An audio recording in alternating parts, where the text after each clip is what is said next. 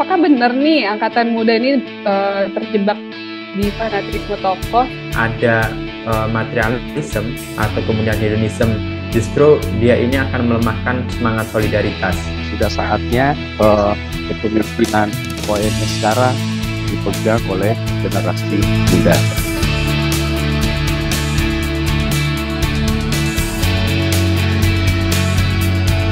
Halo, selamat siang kawan-kawan Lokadaya semua yang berada di Indonesia bagian barat, bagian tengah, maupun juga bagian timur. Oke, perkenalkan saya Wiwi dari Yayasan Sembara Bangsa yang base-nya ada di Makassar.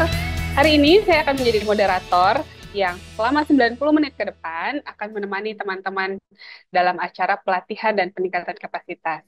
Nah, pelatihan dan peningkatan kapasitas ini difasilitasi oleh Lokadaya melalui platform Q3 bekerja sama dengan Sadaya serta didukung oleh program CO Evolve 2. Sore hari ini kita akan membahas tentang peta potensi pemimpin muda. Nah, tapi sebelum lebih jauh lagi, saya mau membukanya dengan sebuah pantun dulu. Anak muda suka beraksi. Cakep. Cakep. Ide cemerlang penuh warna. Cakep. Cakep. Oke, jika potensi digali, perubahan bisa terasa nyata. Sekarang kita di topik yang ketiga ini, kita tahu ya, generasi muda itu bukan hanya penonton dari perubahan gitu. Jadi, tapi justru jadi motor dan penggerak utama di tengah banyaknya tantangan di negeri ini dan juga di tengah banyaknya tantangan di organisasi masyarakat sipil masih yang sedang kita jalani ini. Kehadiran kepemimpinan muda ini jadi kunci untuk keberlanjutan dari OMS itu sendiri. Nah, bersama kita di sini sudah ada Kak Ahmad Syamsuddin Arif. Ini saya panggil Kak aja kali ya. Atau kita akrab menyapanya dengan Mas Arif. Beliau adalah Direktur dari YLBHI LBH Semarang. Masya Allah, ini anak muda dan sudah jadi Direktur LBH Semarang, keren sekali.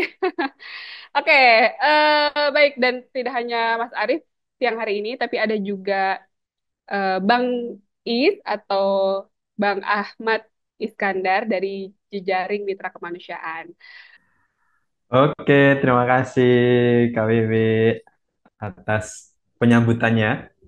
Ternyata sangat menggugah semangat siang dan sore hari ini ya bersama dengan teman-teman Lokadaya, jejaring Lokadaya. Ya, sebelum akan menjelaskan panjang terkait dengan materi saya ingin memperkenalkan diri dulu. Sebelumnya, saya ucapkan terima kasih dan juga hormat sebesar-besarnya terhadap teman-teman yang berkomitmen ya untuk kemudian mengikuti sesi eh, ngobrol, sebetulnya bukan bukan training lah, ngobrol tentang kepemimpinan eh, muda itu di jejaring Lokadaya ini.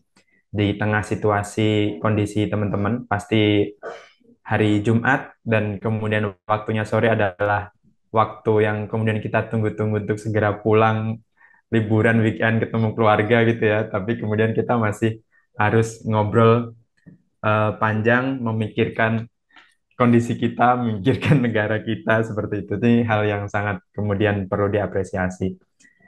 Dan yang kedua kalinya saya sebetulnya juga ini ya bagian dari jejaring Lokadaya. Tadi sudah dikenalkan sama Kak Wiwi, saya Arif dari LBH Semarang. LBH Semarang adalah bagian dari Yayasan Lembaga Bantuan Hukum Indonesia, di mana saat ini di bawah YLBHI ada 19 LBH kantor yang kemudian kesemuanya secara umum berada di nama-namanya adalah nama-nama ibu kota provinsi. Seperti ada LBH Jakarta, LBH Bandung, kemudian ada LBH Semarang, ada LBH Padang, ada LBH Medan, kemudian ada LBH Makassar, sampai kemudian juga ada LBH Papua gitu. Nah, kalau ini sedikit merecall ya dari yang apa kemudian sudah disampaikan Bang Is di materi sesi pertama maupun kedua, kenapa kemudian pemimpin muda itu sebetulnya sangat strategis dan urgent gitu untuk dilakukan di situasi saat ini, karena Satu, pemuda itu adalah aset yang sangat strategis gitu dalam pembangunan negara demokrasi, utamanya saat dalam masa bonus demografi saat ini gitu. Jadi potensi-potensi pemuda ini kan eh, banyak sekali ya. Kita bisa melihat hal yang paling mafhum misalkan soal pemilu kemarin, pemilu presiden, bagaimana kemudian persentase pemilih muda atau pemilih pemula ini kan kemudian memang tinggi banget gitu dibandingkan dengan pemilih-pemilih yang sudah melakukan pemilihan di sesi-sesi sebelumnya gitu. Yang itu kemudian memang dimanfaatkan oleh para pemangku kepentingan di situasi itu untuk kemudian dia bisa meraup suara yang cukup signifikan gitu. Nah, di sini ada gambar yang sebetulnya mohon maaf sekali saya hanya mendapatkan informasi ini dari data BPS meskipun data BPS juga selama ini masih jadi ini ya. Jadi pertanyaan lagi gitu, belum menjadi data yang sangat final. Nah, data di BPS ini pada tahun 2024, 1 dari 5 penduduk Indonesia adalah pemuda. Kalau di data yang sudah ditampilkan Bang Is di sesi pertama itu ada sekitar 60 sekian juta ini ya, apa namanya, pemuda. Nah, data BPS yang kemudian saya cuplik ini adalah data yang dikeluarkan per Desember 2024, di mana pemuda itu mencapai 64,22 juta jiwa di Indonesia. Yang kemudian kita bisa melihat persentasenya cukup sangat sangat signifikan gitu. Nah, sebagai bagian dari agen perubahan, karena selama ini kemudian pemuda yang memang dia mengenyam pendidikan sampai ke jenjang perkuliahan ya, selalu disampaikan bahwa pemuda atau mahasiswa adalah agen perubahan, yang kemudian posisi pemuda ini kalau kemudian dia masuk di organisasi masyarakat sipil, memiliki peran yang sangat strategis, gitu. Baik itu peran di advokasi, kemudian pemberdayaan masyarakat, kampanye kreatif, bahkan sampai di pengawalan kebijakan publik. Kita sangat mafhum bahwa kemudian anak-anak muda ini kan mereka masih sangat energik. Kreativitas mereka banyak sekali gitu, apalagi kemudian ditunjang dengan kemafhuman mereka terkait dengan teknologi ya, dibandingkan dengan kita-kita gitu yang kemudian sudah harus memikirkan rumah tangga, memikirkan hal lain gitu ya, ada kepentingan yang kemudian harus diutamakan sehingga untuk turun ke basis dalam kurun waktu 1 bulan misalkan itu kita cukup mikir-mikir sekali untuk bisa melakukan itu. Nah, dengan adanya anak muda yang kemudian dia masih energik, manajemen prioritas mereka juga masih sangat longgar sehingga pemuda ini menjadi kaum yang sangat strategis untuk menunjang kerja-kerja di organisasi masyarakat sipil. Next. Nah, faktor pemungkin pelibatan pemuda yang pertama itu adalah terkait dengan pelatihan dan kaderisasi. Nah, ini yang kemudian sangat penting dan sepertinya juga dalam hasil asesmen yang kemarin teman-teman sudah isi, bagaimana kemudian sebelum sesi kedua Bang Is itu. Nah, itu kan kemudian saya juga sudah membaca meskipun belum belum secara penuh gitu ya. Ada beberapa lembaga dari teman-teman semua. Pelatihan dan kaderisasi ini menjadi salah satu pertimbangan kenapa kemudian pemuda mau terlibat dalam gerakan-gerakan yang kemudian selama ini dilakukan oleh organisasi masyarakat sipil. Kita bisa melihat apa ya, model kaderisasi atau pelatihan yang kemudian sudah dilakukan di beberapa lembaga seperti di YLBH ILBH. Kita itu ada namanya Kalabahu yang kalau kemudian teman-teman kemarin ngecek juga di grup Lokadaya itu saya nge-share juga LBH Semarang akan melakukan Kalabahu. Nah, itu adalah salah satu jenjang kalau di kami di LBH YLBHI itu semua orang yang kemudian dia terlibat di kerja-kerja bantuan hukum di LBH, dia itu pintu masuk pertama harus ikut kalabahu dulu. Kita nggak bisa kemudian terima orang yang dia nggak ikut kalabahu seperti itu. Kenapa itu menjadi sangat penting? Karena itu menjadi pintu masuk untuk kemudian ada pendidikan secara fundamental gitu berkaitan dengan pendidikan hukum kritis, kemudian ngomongin soal isu-isu saat ini gitu, termasuk bagaimana menggugah jiwa sosial mereka gitu terhadap ketimpangan yang saat ini terjadi. Nah, kemudian di Walhi itu ada namanya PKW. Kemarin teman-teman dari Walhi Kaltim juga sudah mengisi di hasil asesmen. Walhi Kaltim itu juga melakukan PKW ya, pendidikan kepemimpinan Walhi seperti itu, yang kemudian itu berjenjang, ada PKW 1 sampai PKW 3. Nah, itu juga menjadi hal yang kemudian fundamental untuk menjelaskan soal kerja-kerja Walhi, kemudian juga prinsip nilai itu yang kemudian dipegang Walhi sampai dengan hari ini. Kemudian di ICW kalau saya nggak salah ya ini ada namanya sekolah anti korupsi, kemudian di Patiro itu ada namanya sekolah integritas. Termasuk kemudian ada pendidikan paralegal di beberapa organisasi masyarakat sipil lainnya, termasuk juga kalau ada namanya juga pendidikan hukum rakyat (PHR). Ini yang saya cuplik dari bagaimana perkumpulan Huma melakukan itu di berbagai wilayah, termasuk bagaimana dia melakukan pengkaderan. Kenapa sih kemudian pelatihan dan kaderisasi ini penting gitu? Karena eh, pelatihan yang terfokus pada isu-isu lokal seperti kemudian dinamika desa, kemudian melakukan analisis sosial termasuk PAR. PAR ini adalah Participatory Action Research gitu. Atau di isu-isu yang kemudian memang sensitif gitu, isu lingkungan, isu sipil politik gitu. Itu justru lebih diminati oleh pemuda karena dia ini ya apa namanya, kalau kerjanya kemudian monoton, dia hanya di depan laptop kerja di begitu saja, itu kebanyakan pemuda kemudian dia merasa tidak tertantang. Pemuda ini dia suka dengan hal-hal yang kemudian menantang dia untuk kemudian berpikir lebih kreatif, out of the box seperti itu. Nah, studinya di PKW Walhi ini memberikan dampak pemahaman atas situasi lingkungan dan respon terhadap situasi saat ini. Kalabahu juga membuat pemahaman kritis dan koordinasi demokrasi saat ini menjadi lebih kuat seperti itu. Nah, kemudian strategi faktor mungkin yang kedua adalah next adalah sadar isu sosial dan global.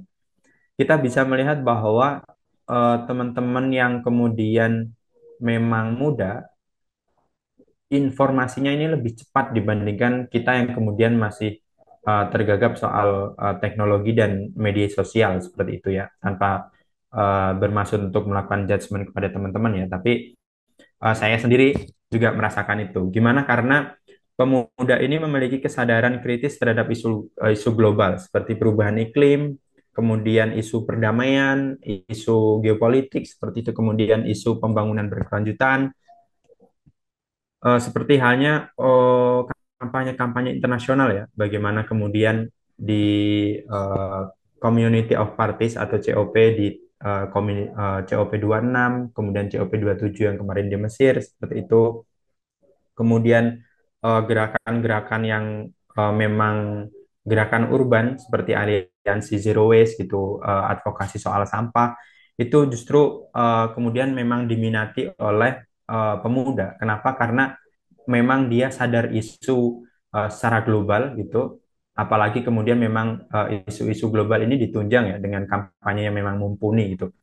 Termasuk salah satunya ada Greta Thunberg gitu ya. Siapa yang kemudian hari ini nggak tahu si Greta ini?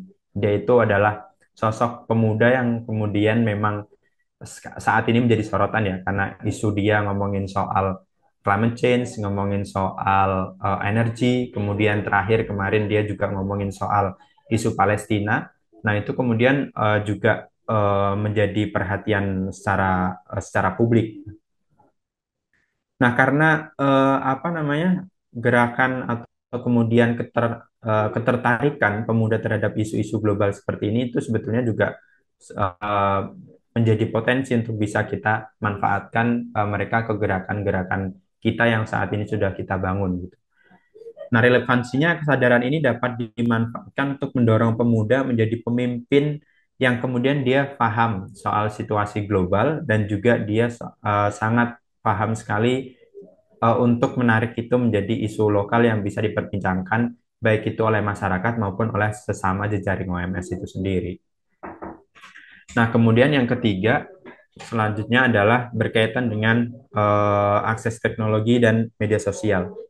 Nah, kita bisa melihat bahwa di beberapa tahun terakhir, pemuda dalam mereka melakukan atau meramu kampanye ini sangat-sangat menurut saya itu strategis dan juga cukup signifikan dampaknya. Nah, kita bisa melihat di kampanye reformasi di korupsi tahun 2019 ketika ramai publik menolak soal revisi Undang-Undang KPK ya. Kemudian setelah itu ketika Omnibus tahun 2020-2021 ketika pandemi itu kemudian ada juga apa namanya tagar soal tolak cipta kerja seperti itu atau tolak Omnibus Law. Kemudian juga ada tagar yang baru saja di awal periodenya Prabowo Subianto ini adalah soal tagar peringatan darurat dan juga Indonesia gelap, hanya mengeluarkan gambar Garuda, kemudian backgroundnya biru, kemudian ada dikasih suara sirine seperti itu, tapi kemudian itu bisa ditangkap secara lebih publik, secara lebih paham, secara lebih lugas gitu ya oleh masyarakat secara luas tanpa kita harus menjelaskan apa sih situasinya itu. Ini yang kemudian sebetulnya cukup cukup apa ya, cukup membuat kita juga tidak harus berlama-lama melakukan konsolidasi prakondisi seperti itu ya untuk melakukan kalau dulu kan modelnya seperti itu. Kita melakukan prakondisi dulu beberapa kali konsolidasi untuk kemudian menyepakati bahwa kita akan turun ke jalan melakukan penolakan terhadap kebijakan yang terjadi itu. Tapi saat ini kemudian dengan adanya media sosial, teknologi hanya mengeluarkan satu cuplikan tagar seperti itu kemudian sangat gampang dimakan oleh anak muda dimanapun dan kemudian gerakannya masif. Bukan hanya di masyarakat urban gitu ya di Jakarta atau di Bandung, tapi kemudian hampir ke seluruh belahan pulau yang ada di Indonesia kemudian juga ramai ada gerakan. Nah ini kemudian sangat memudahkan dengan adanya teknologi dan media sosial. Nah relevansinya sebetulnya kampanye bukan hanya di soal itu saja ya, tapi kemudian dengan adanya pelatihan menggunakan media sosial seperti halnya kemudian yang kita lakukan saat ini menggunakan media Zoom itu juga cukup memudahkan seperti itu. Apalagi saat ini kemudian banyak kemajuan advokasi yang menggunakan teknologi. Contohnya saja ketika kita membuat struktur perusahaan gitu, rantai pasok, supply chain seperti itu. Itu kan kemudian dia memang membutuhkan media sosial, membutuhkan teknologi untuk kemudian melihat bahwa ketika terjadi kerusakan dilakukan oleh perusahaan itu bukan ansih karena perusahaan itu sendiri, tapi karena memang ada rantai pasok, rantai global yang kemudian dia juga ikut berkontribusi terhadap kerusakan itu. Nah, ini adalah hal-hal yang kemudian teknologi dan media sosial itu sangat bermanfaat dan pemuda suka terhadap hal itu, mereka lebih paham soal teknologi dan media sosial. Mereka bisa meramu itu secara lebih lebih asik lagi.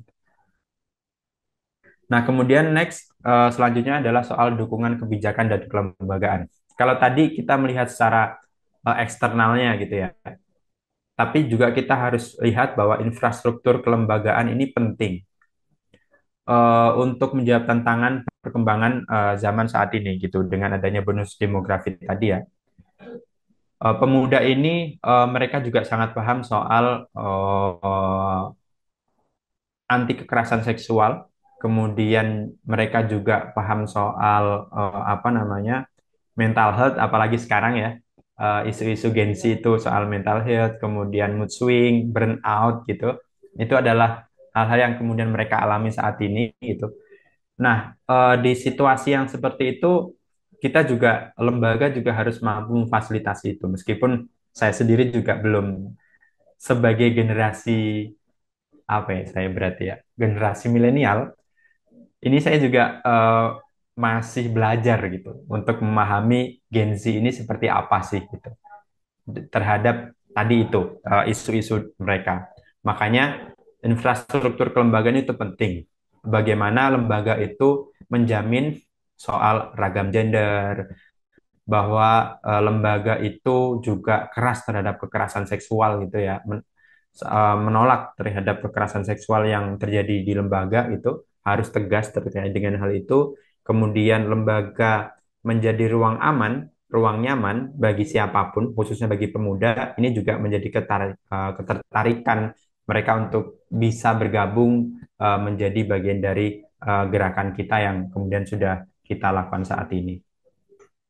Nah, relevansinya apa? Kemudian ini sangat penting karena kebijakan lembaga yang ramah terhadap inklusivitas ini mampu membuat ketarikan pemuda untuk bisa bergabung menjadi bagian dari gerakan masyarakat sipil saat ini.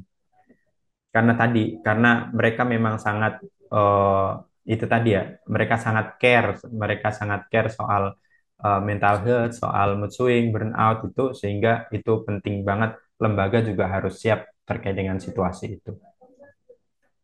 Nah, bagaimana sih kalau tadi itu soal faktor-faktornya ya, faktor-faktor yang kemudian bisa menarik eh, minat pemuda untuk menjadi bagian dari gerakan OMS. Nah, ada strategi yang kemudian juga kita lakukan. Next. Nah, itu yang pertama soal peningkatan kapasitas, bagaimana tadi yang saya jelaskan, kemudian pemanfaatan teknologi, yang kemudian juga tadi sudah sedikit saya singgung, kemudian bangun kemitraan inklusif. Nah, kalau tadi di video di awal ketika diskusi mau dimulai, tujuan dari Lokadaya itu kan kemudian memang ingin membangun komunikasi atau kemitraan yang inklusif gitu. Kemudian bisa semua gender, semua isu bisa tergabung gitu. Atau kemudian kalau bahasa saat ini adalah menggabungkan semua isu atau interseksionalitas gitu ya. Semua isu bisa menjadi satu gerakan yang utuh itu untuk kemudian merespon kebijakan atau merespon kondisi saat ini. Nah, ini juga penting gitu menjadi strategi kalau pemuda kemudian dia bisa berjejaring dengan lintas OMS, kemudian dia bisa berjejaring antara lembaga juga memfasilitasi ya komunikasi yang inklusif antara senior dengan para pemuda ini, itu juga menjadi hal yang kemudian mereka tertarik gitu untuk bisa bergabung di gerakan-gerakan OMS yang saat ini sudah ada. Nah, kemudian yang paling penting adalah juga melibatkan mereka dalam kerja-kerja advokasi, utamanya di advokasi kebijakan. Kenapa advokasi kebijakan kemudian ini diutamakan? Karena saat ini kan ini ya, apa namanya, dengan kondisi demokrasi saat ini tuh eh, kebijakan itu cepet banget. Tiba-tiba baru direncanakan kemarin, 1 minggu kemudian sudah sah. Ada banjir informasi dan kemudian butuh teknik khusus untuk kemudian uh, mampu menyuarakan itu menjadi suara yang cepat bisa dipahami orang dan kemudian mereka tertarik untuk bergabung. Nah, ini mengikut sertakan pemuda dalam kerja-kerja advokasi kebijakan itu adalah hal yang kemudian eh, mereka tertantang dengan durasi waktu yang kemudian sangat singkat seperti itu. Termasuk juga tidak mengurangi bagaimana mendorong dia atau masyarakat atau kemudian pemuda untuk bisa apa namanya, terlibat di advokasi-advokasi yang saat ini kita lakukan di komunitas seperti itu. Nah, kemudian kesadaran budaya lokal. Nah, ini nyambung. Soal kesadaran budaya lokal adalah bagaimana membangun perspektif pemuda yang kemudian dia ketika sudah masuk ke OMS adalah eh, dia juga harus paham soal budaya lokal. Karena tadi ya, banjir informasi, mereka lebih sering kerja-kerja di depan laptop gitu untuk kemudian mengolah kampanye publik dan lain sebagainya. Tapi di sisi lain kita juga punya tugas untuk menyambungkan mereka ke komunitas gitu agar mereka paham soal budaya lokal, termasuk kemudian agar mereka bisa ada keterikatan secara khusus antara OMS, antara pemuda dengan komunitas itu sendiri. Next, selanjutnya adalah soal tantangan. Nah, ini mungkin ada di apa namanya terjadi, atau kemudian kalau kemarin saya membaca hasil asesmen ada beberapa yang kemudian hampir sama, tapi mungkin juga ada yang berbeda itu ya. Yang satu adalah tantangannya pelibatan pemuda ini adalah soal budaya senioritas. Kalau di materinya Bang Is menyampaikan bahwa persepsi pemuda ini kurang berpengalaman gitu, itu yang kemudian sering dipakai oleh para senior untuk kemudian, dirimu itu baru anak kemarin sore gitu, nggak paham soal bagaimana melakukan kerja-kerja OMS yang saat ini gitu. Nah, ini yang sebetulnya kemudian perlu kita hindari ya, untuk kemudian pemuda bisa ikut terlibat. Memang di satu sisi kita yang sudah terlibat lama di gerakan OMS itu pengen semua isu bisa kita respon gitu. Kemudian atau ketika ada hal yang menarik untuk kita kampanyekan atau kita cuplik gitu, itu pengen hasrat kita gitu untuk kemudian mendorong, ayo dong ini ditangkap dong, ayo dong ini dimakan dong gitu. Tapi kita juga harus paham gitu, kalau kami di LBH LBHI karena memang kita dari awal berdiri sudah mengkampanyekan bahwa kita adalah lembaga kader gitu ya, maka kita semua yang ada di LBH LBHI ini punya tanggung jawab untuk mengkader semua orang yang masuk ke LBH. Makanya eh, apa namanya, upaya untuk kemudian menggait itu semua menjadi makanan kita sendiri itu nggak boleh, dan itu memang sangat dilarang di LBH. Nah, budaya senioritas ini yang kemudian harus sedikit demi sedikit harus mulai dikikis gitu ya. Kita harus paham bahwa pemuda ini perlu diberi porsi untuk dia mengambil peran-peran yang cukup signifikan. Nah, kemudian terbatas akses. Pemuda dari kelompok marginal ya utamanya itu, bagaimana perempuan, kemudian pemuda dengan disabilitas, kemudian pemuda dari masyarakat adat misalkan. Nah, itu juga perlu kita kasih akses gitu. Kalau kemudian kita dari awal sudah memberikan ini ya, apa namanya, batasan-batasan terhadap hal itu, maka inklusivitas itu pupus. Satu, kemudian juga itu menjadi salah satu faktor kemudian pemuda enggan untuk bisa terlibat dalam gerakan-gerakan OMS itu. Nah, kemudian yang ketiga adalah soal infrastruktur yang minim. Nah, ini tadi infrastruktur ini banyak ya, bukan hanya soal struktur apa fisik seperti itu, tapi infrastruktur secara kelembagaan, yakni kebijakan-kebijakan kelembagaan seperti apa, kemudian juga bagaimana lembaga mampu memfasilitasi peningkatan kapasitas yang sebagaimana tadi saya jelaskan di slide-slide sebelumnya. Nah, kemudian menjadi tantangan juga pemuda itu memang tidak semuanya, tapi beberapa mereka juga materialisme dan hedonisme gitu. Nah, ini yang perlu kemudian lembaga juga fasilitasi. Jangan sampai kemudian mereka terlalu materialisme atau hedonisme gitu. Nah, ini justru kalau kemudian ada materialisme atau kemudian hedonisme yang masih tertanam di pemuda yang sudah masuk di OMS, justru dia ini akan melemahkan semangat solidaritas atau semangat jejaring gitu, dan kemudian interseksionalitas bagaimana saya jelaskan tadi. Karena kita memang sangat paham bahwa kalau kita melakukan kerja sendiri itu sangat susah gitu ya, perlu ada jejaring, ada apa namanya, solidaritas, maka eh, membuat agar pemuda ini aware gitu, agar dia ini jangan terlalu materialism, hedonism, agar dia bisa beradaptasi dengan situasi kondisi dengan lingkungannya. Ini penting sekali bagi kawan-kawan semua yang memang sudah lebih senior di OMS gitu, agar apa namanya, pemuda ini juga mampu dan paham soal kondisi ini. Next, terakhir, ini soal kesimpulan dari materi saya. Jadi tadi potensi pertama adalah potensi pemimpin muda di gerakan OMS ini sangat besar gitu dengan bonus demografi yang sebagaimana terjadi gitu. Dan ini eh, perlu didukung dengan kesadaran terhadap isu-isu sosial dan juga kemampuan memanfaatkan teknologi. Mereka pemuda ini karena bonus demografi, mereka sangat paham soal isu sosial, kemudian mereka juga sangat paham teknologi, maka ini menjadi satu poin penting kenapa kemudian pemuda harus terlibat di gerakan-gerakan OMS.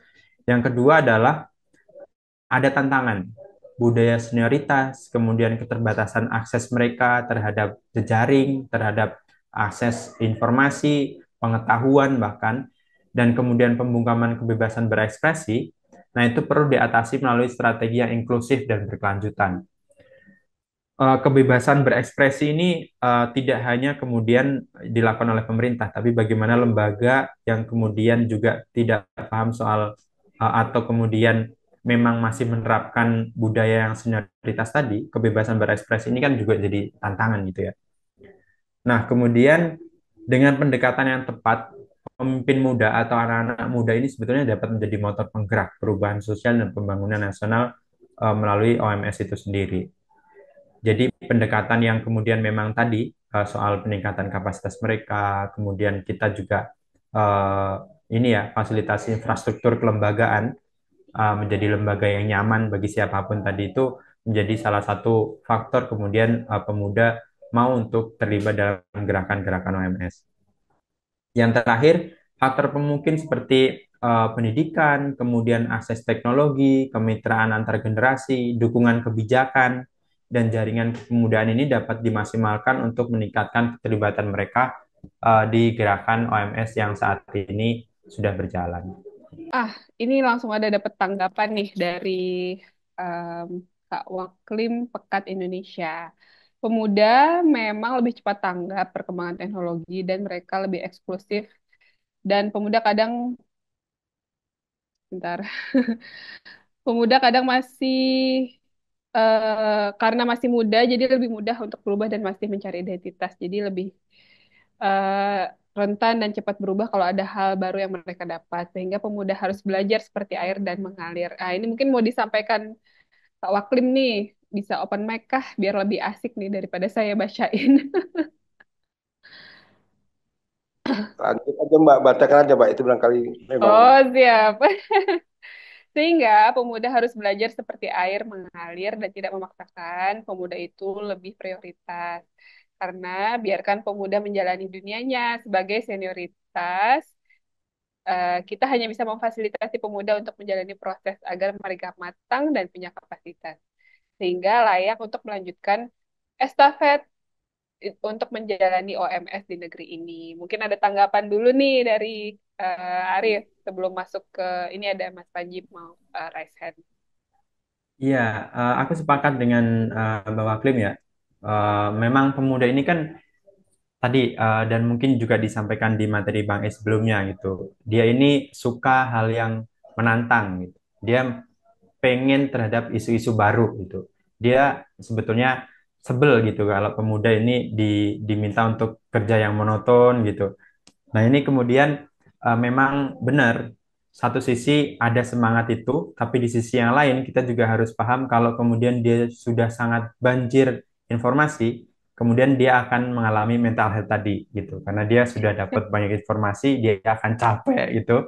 Dia akan Iya. capek dengan sendirinya, mental health dia kena, setelah itu kemudian dia akan minta untuk rehat dulu gitu karena burn out lah atau kemudian karena memang mood dia lagi mood swing tadi itu. Nah, memang kemudian yang harus kita lakukan ya tadi, aku sepakat dengan Mbak Mafim, memfasilitasi itu. Caranya bagaimana ya tadi? Salah satu caranya memang lembaga harus menyiapkan infrastruktur itu. Bagaimana sih caranya agar jangan hanya satu orang atau jangan hanya pemuda ini aja yang kemudian dia terlalu aktif gitu. Kalau kemudian hanya satu orang atau kemudian keaktifan dia ini tidak kita coba rem, dia akan kemana-mana, akan sangat banjir informasi, kemudian di akhirnya akan justru malah buruk bagi dia gitu, karena dia merasa udah capek. ya terima kasih. kesempatannya menarik sekali ini ya tentang orang anak muda, pemuda, pemudi dan juga generasi Gen Z ini ya yang seolah-olah kayaknya menjadi sesuatu yang kelompok tersendiri gitu dalam beberapa pembahasan gitu kan terkait dengan dinamika dan keunikannya gitu.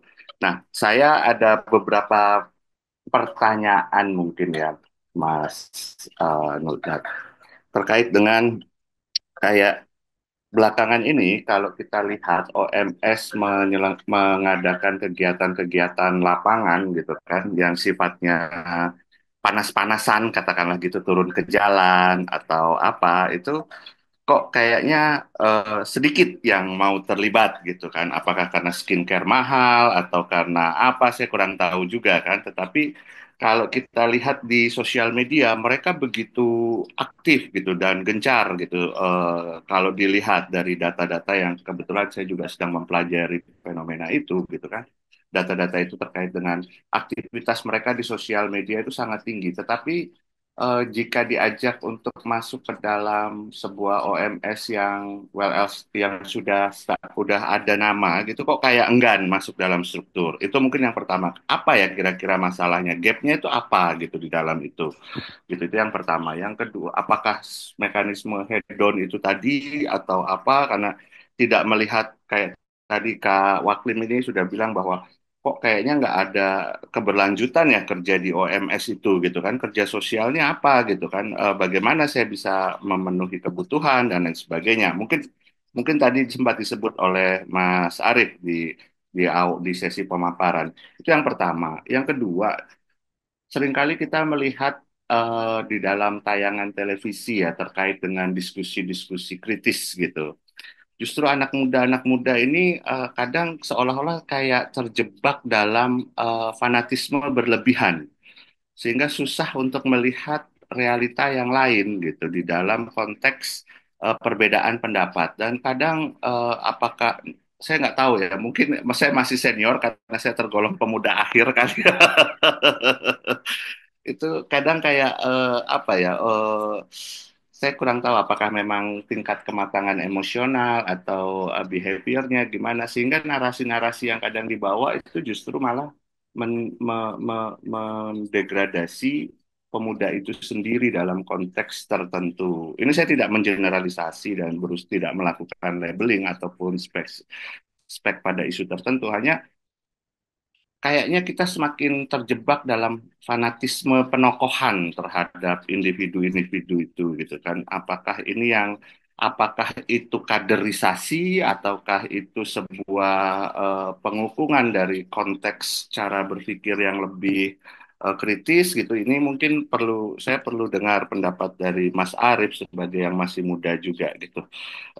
Pemuda gitu. Kalau saya udah akhiran Mas, udah mau bakti gitu. Demikian, over to you. Salam buat teman-teman yang lain. Selamat siang dan sore untuk teman-teman yang di Indonesia Tengah maupun Indonesia Timur.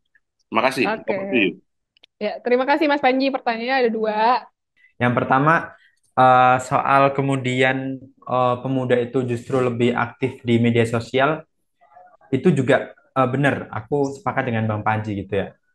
Untuk kita bisa melihat dari ketika reformasi gitu ya. Saya hanya membaca di media ya. Saat reformasi, kemudian di 2019 reformasi di korupsi itu masih gede banget orang kemudian mau turun ke jalan gitu. Orang kemudian bahwa ini nasibnya sama, semua orang merasa memiliki gitu. Nah itu antusiasmenya gede banget gitu. Mereka kemudian mau turun ke jalan. Nah tapi di sisi lain saat ini kemudian di aksi-aksi setelahnya, apalagi di May Day kemarin itu justru makin sedikit. Kenapa itu terjadi? Satu ada faktor internal dan eksternal. Kalau eksternalnya kita bisa melihat bahwa situasinya saat ini tuh represivitas itu makin tinggi. Hampir setiap aksi itu pasti ada kekerasan, pasti ada berita. Setelah itu pasti akan ada alerta-alerta. Oh, ini mahasiswa ditangkap, ini mahasiswa dipukuli, ini ada apa gas air mata, ini ada berapa orang masuk rumah sakit gitu. Sehingga membuat mahasiswa yang kemudian memang atau pemuda ya, pemuda yang kemudian dia eh, belum menjadi aliens yang agresif seperti itu, yang kemudian dia aktif banget gitu, itu juga akhirnya membuat dia worry untuk bisa bergabung. Karena tadi itu sudah ada skema yang kemudian setiap aksi pasti akan ada penangkapan, ada kekerasan gitu, sehingga itu yang kemudian membuat dia worry. Nah, di sisi yang lain, misalkan kalau isunya isu sangat nasional seperti itu sih, itu tadi saya jelaskan di kampanye itu akhirnya gampang dimakan sama pemuda gitu. Tapi kalau kemudian kita melakukan aksi atau kampanye terhadap isu-isu yang komunitas gitu, isu spesifik gitu ya, misalkan kemudian ada masyarakat Wawoni, dia sekarang lagi terdampak soal nikel gitu. Kemudian masyarakat di Pocoleo dia lagi terdampak soal geothermal gitu. Itu kampanyenya setengah mati tuh kita lakukan gitu. Pasti kemudian isunya ya hanya mahasiswa yang atau hanya pemuda yang dari kampung itu aja yang kemudian dia bisa aktif terlibat lebih jauh gitu. Isunya atau kemudian narasinya, informasinya ini belum sampai ke mahasiswa atau pemuda yang kemudian memang dia circle-nya beda. Kalau kemudian circle anak-anak kamisan, circle anak-anak BEM seperti itu, circle perpustakaan itu mereka dapat informasinya cepat banget gitu. Karena bahkan dia hanya membuka senja.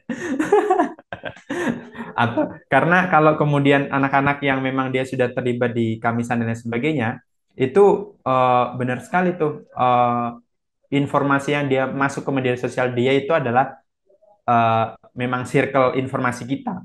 Berbeda dengan anak-anak yang kemudian memang dia ini mengikuti tren gitu. Anak-anak TikTok yang memang scrollnya adalah soal eh, apa namanya isu-isu musik gitu atau kemudian circle anak skena gitu.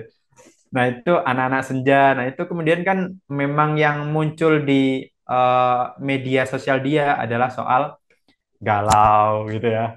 Apakah benar nih angkatan muda ini terjebak di fanatisme tokoh sehingga kadang-kadang sulit untuk melihat realita di sekitar? Kalau bahasa ini jadi kasar banget tapi janganlah. Ini anak-anak yang kemudian dia inilah apa namanya baru baca satu tokoh dua tokoh gitulah sehingga kemudian dia merasa, wih ini udah paling oke nih gitu. Ini udah paling paling kiblat kiblat saya nih gitu kan biasanya begitu. Kemudian kalau kemudian ada perspektif lain, wah dirimu salah karena dirimu belum baca soal tokoh ini. Itu apa namanya terjadi dan kayaknya memang apa namanya saat ini itu begitu. Gitu. Ya, boleh. Terima kasih Oke. saya. Mungkin ini juga pada tokoh-tokoh yang sudah lewat. Ini juga pada tokoh-tokoh nasional tertentu kan. Kalau saya boleh anu ini ya nggak tahu nih nyerempet-nyerempet dikit lah. Boleh ya Mas Arief? Kan dilindungi hukum ini. Kan? Ya, ini Supaya tidak ini rumah terjadi. akademis kok, Bang Panji Ya, aman. siap. Nah, jadi kalau anu saya berpikir kan kadang apakah kemudian terjadi semacam pergeseran idealisme menjadi semacam menjadi pragmatis dan lebih ke oportunis gitu kan. Untuk apa effort yang panjang kalau bisa dengan sedikit tips yang baik gitu kan lebih lebih apa ibaratnya sampai saya tuh beberapa kali dalam WhatsApp saya atau di grup itu dikirimin kan meme-meme gitu kayak tips menjilat yang baik gitu kan ya dan itu generasi muda semua dan itu dibuat dengan semakin kreatif dan semakin apa ya saya harus akui bahwa kok bisa ya mereka kepikiran membuat sesuatu yang seindah dalam tanda kutip manis dan lucu sehingga atraktifnya kuat gitu ini kan untuk apa melakukan effort panas-panasan jilat sedikit masuk ke dalam sistem kemudian bisa berkuasa dan punya anu lagi yang banyak gitu kan seolah-olah menjadi semakin generasi instan ini juga segala sesuatu inginnya instan berubah dan ketika tidak terjadi maka kembali seperti yang Mas Arief bilang sampaikan tadi bahwa tema-tema di sosial media lebih pada kegalauan gitu kan apa yang galau karena sesuatu yang ingin dicapai tidak bisa instan, galau. Jadi quotes-quotes tentang penguatan kegalauan itu menjadi semakin banyak gitu. Itu sih mungkin dari saya, dari Eh, LBH Semarang ini kan organisasi yang cukup lama ya gitu. Itu bagaimana bisa beradaptasi, lalu bisa eh, sekarang bisa jadi pemimpin muda di sebuah yayasan yang menurut saya itu termasuk besar di Indonesia. Mungkin boleh sharing ceritanya dulu nih. Silakan Mas. Iya, kami ini kalau di ILB LBH itu memang eh, usianya sangat muda-muda gitu. Nah, kenapa kemudian itu terjadi? Karena memang sejak awal tadi saya sampaikan bahwa kami di LBH ini sejak awal berdiri, bahkan itu kemudian ditulis dalam ADRT kami bahwa kami adalah lembaga kader, Hmm. sehingga kewajiban untuk melakukan kaderisasi itu semua orang punya kewajiban itu yang sudah masuk ya. Satu itu. Kemudian kami ini berbatas waktu usianya untuk ada di LBH. Kami itu maksimal hanya 8 sampai 9 tahun, maksimal 9 tahun ada di LBH. Setelah itu dia udah harus cabut, dia harus pergi gitu. Entah dia mau jadi lawyer atau dia mau jadi dosen atau mau jadi peneliti atau mau jadi apapun gitu. Itu terserah, tapi pokoknya batas waktu dia hanya 9 tahun, setelah itu udah. Bahkan yang aturan terbaru saat ini direktur itu hanya boleh menjabat satu periode aja. Setelah itu udah nggak ada perpanjangan atau kemudian Hmm. oh, nggak boleh menjadi direktur kelamaan gitu ya. Karena pasti satu, kenapa itu kemudian kita lakukan ya, satu untuk menjaga integritas gitu ya, bahwa kami adalah memang lembaga yang kemudian berada di barisan rakyat gitu, itu menjaga integritas itu. Yang kedua ya tadi, memberi kesempatan kepada yang lebih muda lagi, itu untuk kemudian dia juga memiliki porsi-porsi kepemimpinan. Oke, menarik ya. Jadi memang pada dasarnya lembaganya itu eh, sistemnya kaderisasi. Jadi kaderisasinya berputar terus begitu ya. Oke, nah ini nih di kolom chat ada tanggapan dari Kak Afri YGC. Banyak juga Kak yang jadi direktur itu bapak-bapak baby boomer.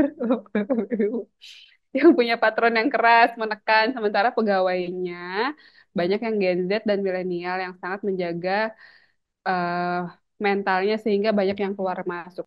Ya, tidak semua sih ya. Ada memang yang kemudian disampaikan Bang Arfi ini benar bahwa kemudian ada yang lebih senior, kemudian sistem kerjanya itu memang top down gitu. Semua adalah berdasarkan titah gitu. Berdasarkan titah kemudian harus dikerjakan seperti itu. Nah, itu ada memang demikian sehingga eh, orang merasa nggak nyaman, pemuda merasa nggak nyaman dengan kerja sistemnya menekan seperti itu. Kadang kita sebagai pimpinan lembaga itu pengennya ada satu isu atau ada satu kasus itu kemudian kita bisa pengennya cepet nih, isu ini harus ditangkap nih, harus kita mainkan gitu supaya kemudian publik bisa melihat secara lebih lebih luas gitu. Tapi di sisi lain eh, kita juga harus melihat situasi kondisi teman-teman kita di lembaga gitu. Apakah kemudian memang mereka dalam kondisi yang siap untuk kemudian mengerjakan banyak hal, multitasking dalam satu waktu gitu, atau kemudian kita juga harus paham jangan-jangan mereka memang dalam kondisi menjaga mental tadi. Karena sebagaimana yang tadi saya jelaskan, bahwa pemuda saat ini tuh ya mereka sangat care terhadap mental health, kemudian burnout gitu tadi ya. Kalau kemudian mereka sudah satu sisi sudah sangat dipusingkan dengan satu isu, kemudian kita menekan dia untuk makin lagi mengerjakan hal yang lebih lagi, udah otomatis tuh dia pasti akan keluar gitu, karena dia merasa nggak nyaman. Maka tadi yang saya jelaskan, membangun infrastruktur di lembaga itu penting banget gitu. Bagaimana kita mampu memfasilitasi ruang-ruang dialog gitu ya, yang sifatnya bukan kemudian eh, direktur ke anak buah gitu, tapi bagaimana membangun komunikasi yang setara gitu. oke, aku direktur, tapi di momen ini aku pengen ngobrol sama teman-teman sebagai teman gitu. Gimana sih evaluasi kalian terhadap eh, model kerja kita gitu? Apa yang harus kita perbaiki? Model komunikasi kah atau job desk kah atau seperti apa? Oke, Ya, ini ada tanggapan lagi dari Kak Adi dari Kopesda Sumba. Sebagai anak muda, tertarik untuk terus belajar tanpa henti karena peran anak muda ini penting sekali eh, dalam perubahan ya, iklim, sosial budaya, ekonomi dengan perubahan iklim yang tidak menentu saat ini. Ini selanjutnya ada dari ya, Lilia dari para mitra Indonesia. Kalau dulu aktivis belajar dari tokoh penulis buku seperti Tan Malaka, Soekarno, YB Mangunwijaya dan lain-lain. Kalau anak muda zaman sekarang, influencer itu memberi dampak pada penokohan. Jadi ya, anak-anak muda benar. ikut dengan influencer, mereka mau ikut aksi bisa jadi karena pengaruh influencer. Contohnya, Hindia aktif tuh di X, ini di sektor HAM. Tapi kita juga harus mempertimbangkan perspektif lain, OMS di sektor lain, seperti yang bergerak di isu kesehatan, dinamikanya pasti akan beda. Artinya, kita sendiri juga tidak bisa terus-menerus menyudutkan anak muda, justru kita harus inklusif, mau menerima, membuka ruang dengan perspektif yang beragam. Istilahnya kalau mau dalam bahasa Jawa tuh kudu kuat-kuatan, tidak mudah terjebak dengan masa muda senior yang bisa begini begitu, tapi lebih tua justru harus siap menerima perubahan dan dinamikanya. Seperti ini membuka ruang diskusi yang menarik. Iya, benar. Dari dua tadi Media itu, sosial itu ya, media sosial itu satu sisi dia ini ya apa namanya mempermudah gitu untuk kemudian kita menyebarkan satu satu kampanye atau satu isu gitu. Tapi juga tadi karena ada sisi negatifnya, karena kemudian di situ apa namanya mudah untuk cari orang yang bisa menginfluence gitu, sehingga penokohan ya hanya berdasarkan apa yang kemudian dia dapat dari media sosial itu. Dia tidak melakukan proses klarifikasi, apalagi kemudian benar yang Kak Lia ini ya rasakan gitu.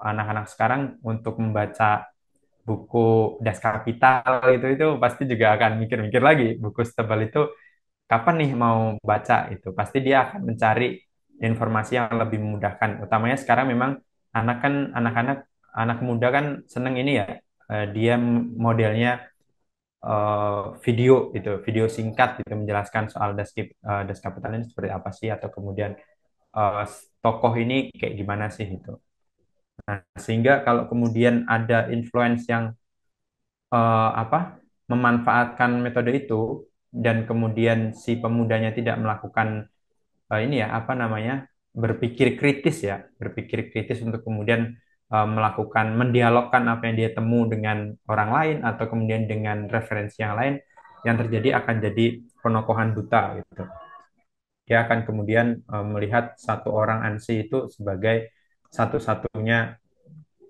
jalan Tuhan jalan kebenaran. ini ada pertanyaan lanjutan nih dari Kak Arfi. Kak, gak adakah metode buat burnout gitu? Kalau misalnya tanda-tanda kayak udah mulai gak semangat kerja, ngerasa misalnya pendapatannya nggak pernah cukup walaupun udah kerja keras atau sinis sama teman kerjanya udah senggol bacok gitu ya. Itu ada metode khusus nggak untuk eh, atau sepengalaman dari Mas Arief sebagai Direktur LBH nih, adakah metodenya Mas? Boleh dibagi kah? Kami sih masih terus ini ya, masih terus belajar gitu soal gimana sih merespon Gen Z ini gitu, dengan segala dinamikanya gitu. Tapi yang kemudian sudah kita bangun itu adalah soal eh, konseling kolektif. Kalau biasanya konseling itu kita kemudian ngundang psikolog untuk kemudian ngobrol face to face gitu. Tapi kemudian kita juga membangun konseling secara kolektif.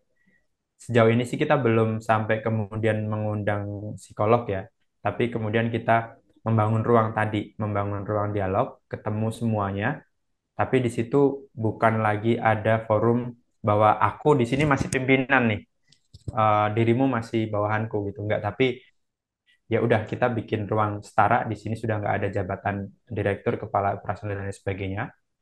Itu kita di ruang setara kita ngobrolin gimana soal ritme kerja hari ini, gimana soal kepemimpinan gitu. Ada hal yang kemudian butuh disampaikan nggak?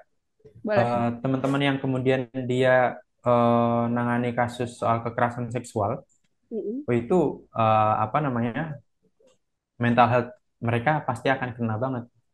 Oh iya Dia pasti. setiap hari terima konsultasi atau terima cerita gitu ya dari orang yang kemudian dia mengalami KDRT atau kekerasan seksual dalam dengan Mm. pasangannya atau ketika berpacaran, itu justru bahkan di beberapa case ya, bukan terjadi di LBH Semarang tapi di case-case yang lain tuh bahkan kemudian dia worry untuk bikin kesepakatan berpasangan gitu ya dengan orang, atau kemudian uh, menunda waktu untuk sampai ke jenjang selanjutnya untuk menikah itu dengan tadi, dengan karena dia setiap hari menerima informasi, menerima cerita orang yang mengalami kekerasan seksual.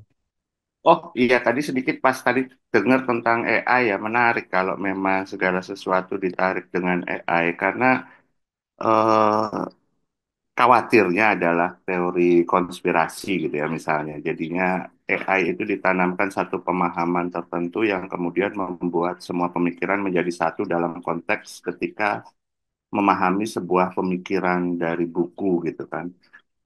Ini pernah saya coba dengan salah satu AI. Share aja ya, boleh sedikit ya Mas Arief dan Kak Wiwi serta teman-teman izin.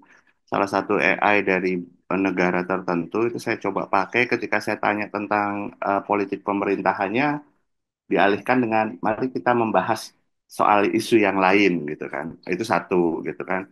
Kemudian ketika saya coba mengutak-ngatik prompt itu dan juga menyatakan supaya tidak bias, sebisa mungkin tidak bias, dia eh, berulang kali maaf, minta maaf gitu kan. AI-nya sampai minta maaf gitu. Aku pikir, wah ini kok AI-nya keren sekali, minta maaf apa kecapean atau gimana gitu kan. Karena kok saya tidak menemukan pemikiran ini, dari mana Anda gitu, ternyata ngehalu gitu kan. Dan itu ada beberapa bias kan dalam dalam AI. Yang kemarin sempat saya coba itu cloud itu ya. Dia pakai itu sampai ada ngehalu karena data-data di dalamnya ternyata ketika diverifikasi ulang tidak ada gitu. Nah ini kan yang saya pikir, oh kalau kalau kita terbiasa menggunakan itu, bukan berarti saya apa kontra dengan AI, tetapi memang alat bantu untuk berdialog dan berdiskusi kritis secara mandiri, supaya tidak terjebak dalam skema-skema pemikiran yang unik gitu. Mungkin teman-teman bisa mencoba juga kalau misalnya konteks perang atau yang terjadi dalam krisis kemanusiaan yang sekarang terjadi ataupun apapun itu, terkadang jawaban-jawabannya agak-agak tidak tidak tidak sesuai dengan apa yang ada di Wikipedia misalnya seperti itu gitu kan.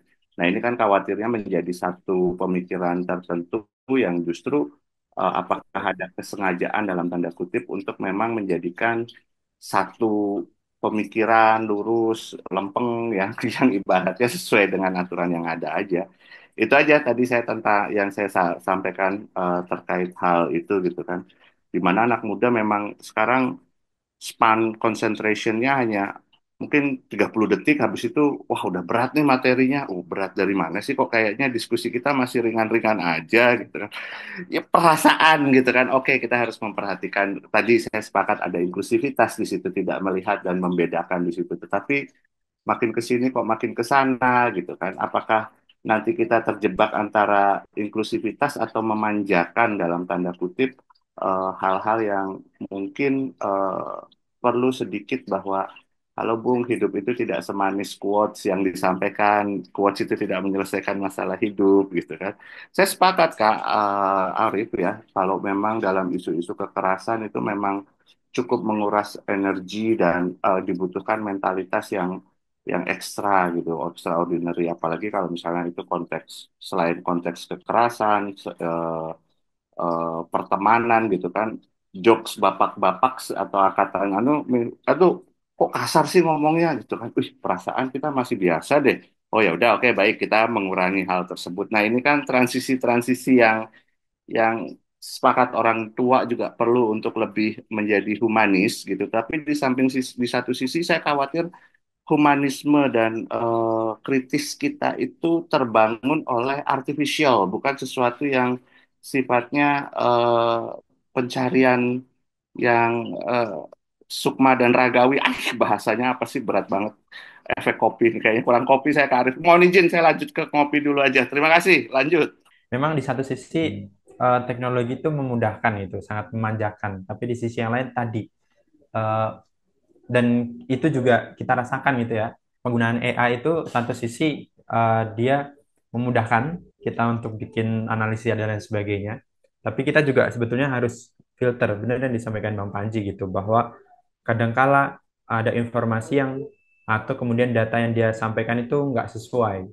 Yang ditanyain Kak Nana ya langsung ya, Kak Yu ya, Iya, soal membangun komunikasi yang setara ini. Jadi nggak setiap saat sih Kak Nana ini untuk kemudian bahwa membangun komunikasi setara ini terus-menerus dilakukan gitu. Bahwa sebagai direktur itu ya hanya administrasi aja nggak begitu. Tapi ya itu memang diperlukan ketika kita bikin periodik sih. Jadi dalam satu tahun itu 2 kali ketemu gitu di ketika awal tahun dan ketika tengah atau menuju akhir gitu. Kita kemudian ngobrol lagi. Gitu. Nggak kemudian setiap setiap saat kemudian jadi forum itu gitu. Karena kalau kemudian forum itu terus apa namanya dilakukan gitu, forum yang setara itu khawatirnya satu kemudian menganggap bahwa apa namanya ya sama temen nih gitu ngerjain ini belakangan masih aman lah ya sama teman sendiri gitu padahal kan kita sebagai di OMS pasti juga kita sudah sangat mahfum ya untuk mengerjakan program-program itu kita ada deadline gitu. Nah kalau kemudian kita membangun komunikasi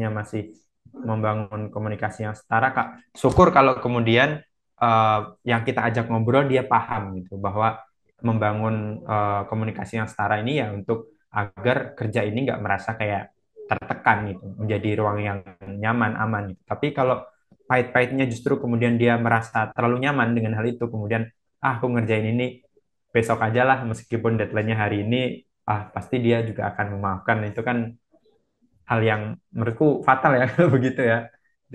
Kemudian menganggap semua menjadi hal yang remeh gitu. bagaimana pendapat Mas Arief perihal pemetaan? Mungkin saya bacain dari awal dulu ya. Kemudian pandangan saya melihat, saya di tengah-tengah gen katanya, melihat bahwa menumbuhkan kader pemimpin muda itu memang kompleks, khususnya untuk perkembangan teknologi tadi yang kita bahas ya. Nah, tapi di sisi lain juga memiliki kekurangan, salah satunya sajian lengkap. Bagaimana pendapat Mas Arief perihal pemetaan potensi pemimpin muda yang menjadi pekerja di OMS? Halo Mas Arief dan Mbak Wiwit ya. Eh, jadi kalau tadi kita diskusi soal AI, memang menarik gitu. Ini pandangan saya. Dalam 3 tahun terakhir itu kan saya bekerja sama dengan tim tim kawan-kawan muda yang usianya itu sebagian besar. Jadi ada 10 orang, sekitar 10 orang itu yang 9-nya itu usianya di bawah saya. Dan kurang dari 26 tahun. Intinya di bawah 26 tahun. Melihat itu, masing-masing memang punya karakter yang berbeda, tapi satu kesamaannya adalah di sisi kesehatan mental ya. Jadi pernah ada momen yang tadi kayaknya Bang Panji juga cerita, apakah candaan-candaan yang biasa kita dengar pada masanya, bukan kita sih yang muda kan, saya kan, yang lebih senior Bang Panji lah. Jadi candaan-candaan seputar yang ringan dulu kami anggap itu biasa, sekarang jadi kekerasan gitu. Itu yang sama dari tim saya. Kemudian yang kedua adalah bahwa kalau di NGO mungkin ini nanti juga bisa melihat pendapat dari kawan-kawan yang lain seperti apa gitu ya. Saya meyakini bahwa ada idealisme yang perlu kita jaga di satu OMS yang kita jalankan saat ini. Tapi melihat potensi dari tim kerja kawan-kawan muda itu idealismenya itu dapat tertukar dengan prinsip kemudaannya gitu. Jadi pertama soal kesehatan mental itu, kemudian mendorong sifatnya bahwa di sini saya tuh bekerja. Karena saya bekerja, apa yang perlu saya kerjakan, ya itu yang saya kerjakan. Itu yang kedua. Yang ketiga, pada saat dia bekerja, eh mesti ada sajian lengkap gitu. Oh, ini yang akan saya kerjakan. Apa inputnya adalah ini, nanti pelaksanaan prosesnya adalah begini, sampai di akhirnya bagaimana, evaluasinya seperti apa, dan itu mesti ada panduannya gitu. Itu yang saya lihat. Lalu bagaimana Mas Arief gitu ya melihat situasi ini, misalkan itu terjadi di atau pengalaman Mas Arief atau mungkin yang Mas Arief lihat di tempat lain atau seperti apa gitu. Ini aku juga belajar ya, masih belajar ya ini Kak Nana, karena memang juga di aku juga terjadi gitu soal bagaimana eh, guyonan guyonan yang kemudian atau bercandaan yang kemudian kadangkala disalahartikan gitu ya. Karena tadi apa namanya pemuda yang kemudian fanatisme terhadap satu bacaan gitu sehingga dia menganggap bahwa semua semua bercandaan yang kemudian sampai kelewatan itu dianggapnya bahwa itu hal yang serius gitu. Padahal kita juga dalam rangka pengennya gitu membangun bercandaan itu dalam rangka untuk membangun kekeluargaan itu gitu. Tapi kemudian itu disalahartikan. Sejauh ini sih yang kemudian pengalaman saya ya, itu kemudian jadi forum ngobrol itu jadi forum untuk kemudian kita saling tahu bahwa frame-nya ada di mana sih gitu. Teman-teman ini dia pahamnya sampai mana, kemudian kita ada di mana dan sebetulnya dari forum komunikasi itu kemudian juga bisa memunculkan satu eh, skema cara kita berkomunikasi di lembaga itu seperti apa. Kemudian kita juga bisa memetakan ada ada satu kebutuhan nih untuk peningkatan kapasitas. Misalkan kalau kemudian kita, mohon maaf ya, ini misalkan ini semoga tidak terjadi di lembaga manapun. Misalkan kemudian bercandanya adalah bercanda soal seksis gitu, hal yang seksis kemudian ditangkapnya orang yang ngomong itu dalam rangka untuk membangun kekeluargaan itu, untuk membangun koneksi gitulah ya, bisa ngobrol lebih panjang gitu, tapi kemudian diterimanya menjadi hal yang serius. Nah, maka sebetulnya di situ ada kebutuhan untuk kemudian ngobrol soal apakah kemudian memang itu menjurus ke hal seksisme yang kemudian kita memang harus respon secara tegas gitu ya soal seksisme itu, atau kemudian memang itu dalam rangka untuk membangun jembatan komunikasi tadi. Ya, Wassalamualaikum warahmatullahi wabarakatuh. Ya, silahkan eh, Bang, ada tanggapan Kak? sebenarnya apa ya, eh, kegiatan kita ini kan sebenarnya lebih mau melihat eh, persoalan-persoalan yang dihadapi lintas generasi di organisasi masyarakat sipil ya. Jadi Ya, mungkin ini bisa lanjut ke apa ya, slide kita tentang pemetaan tadi ada permintaan untuk pemetaan itu ya. Ya, jadi ini yang kita lakukan ada 20 NGO yang sudah melakukan itu. Jadi beberapa teman-teman kayaknya ada yang mengisinya, ini harus perlu dikonfirmasi lagi ke lembaganya karena ada beberapa jawaban yang tidak konsisten. Jadi ini organisasi yang memilih, lanjut, oke.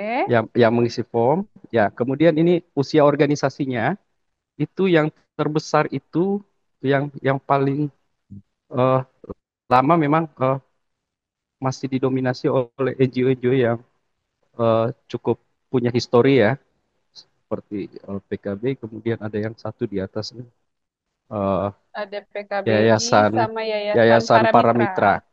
Ya, itu sudah lumayan usianya. Mudah-mudahan eh, usia itu kemudian proses transisi pengkaderannya juga sudah berjalan baik. Lanjut, Mbak. Ini sama usia organisasi. Ya, nah ini perekrutan stafnya. Hampir sebagian besar sebenarnya awalnya terlibat dalam organisasi masyarakat sipilnya itu karena menjadi pekerja proyek, ya, jadi berbasis kontrak.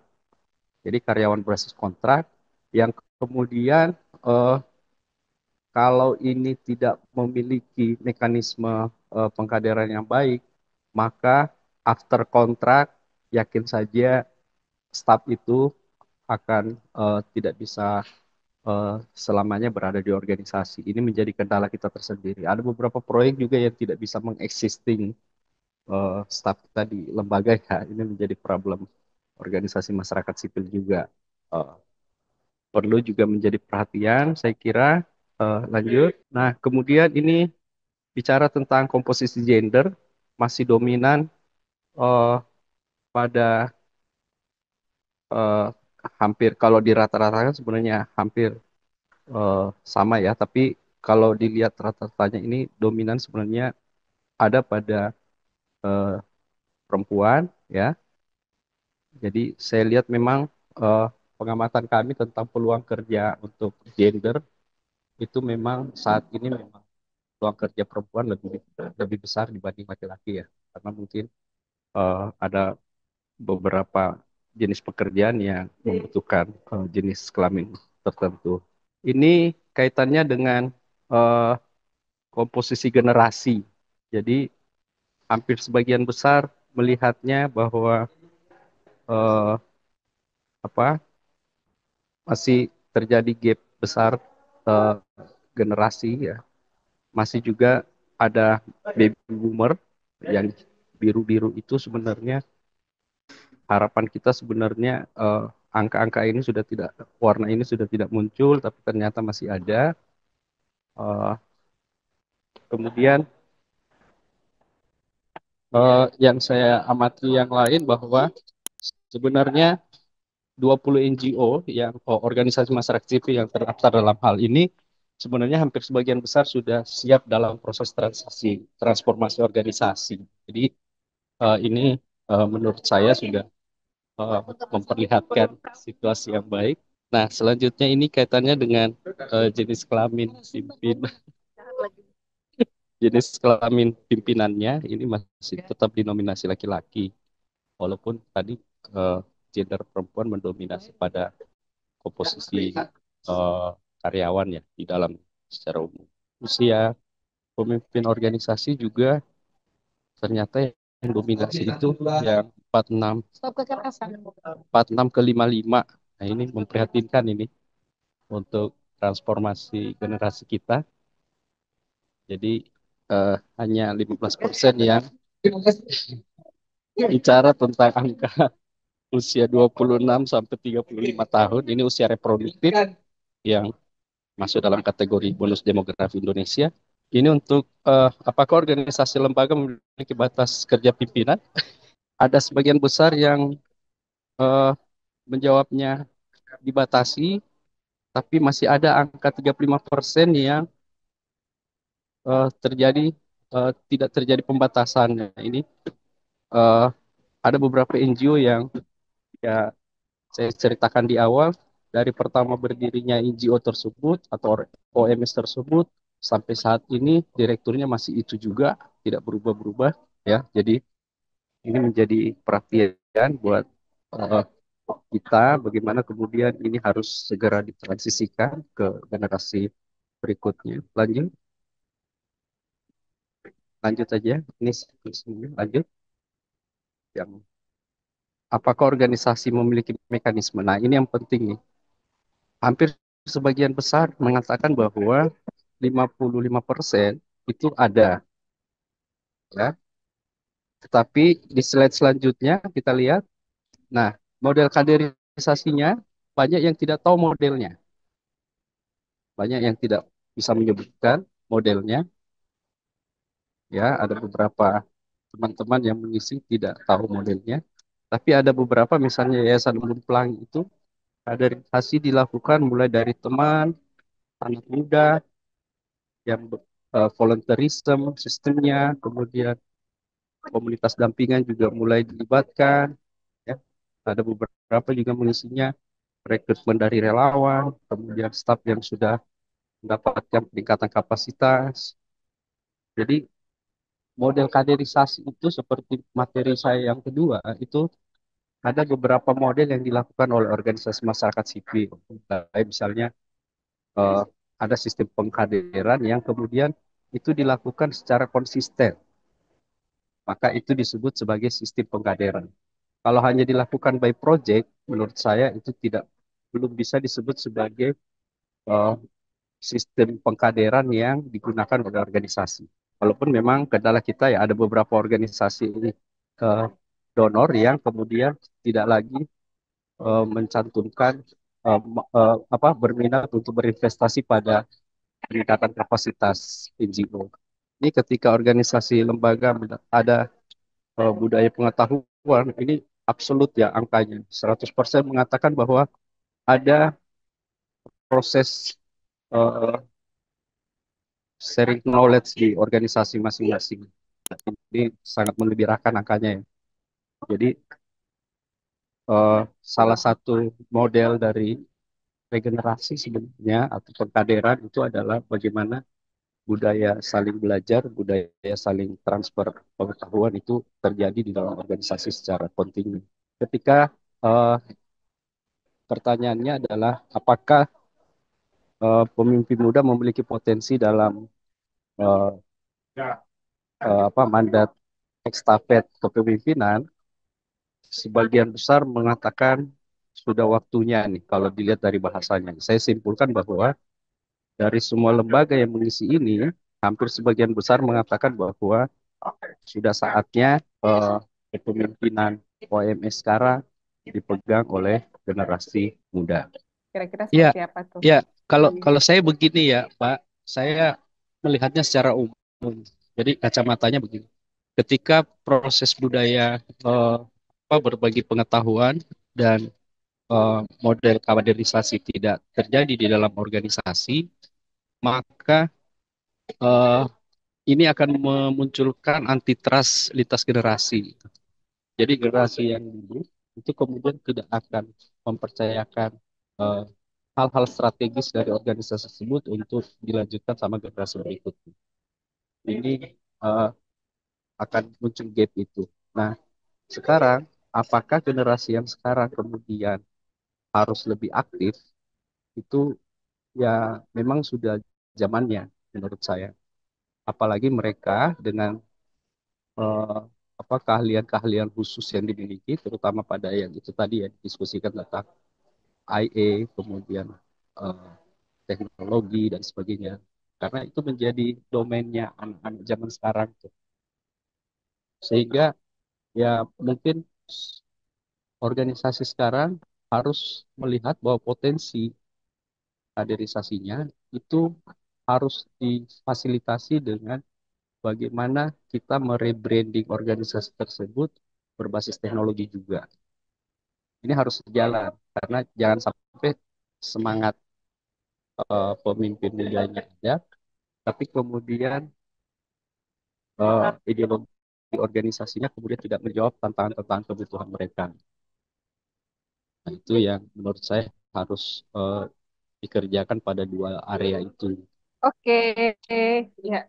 Jadi harus sejalan antara semangatnya generasi muda ini sama ideologi dari organisasi itu ya.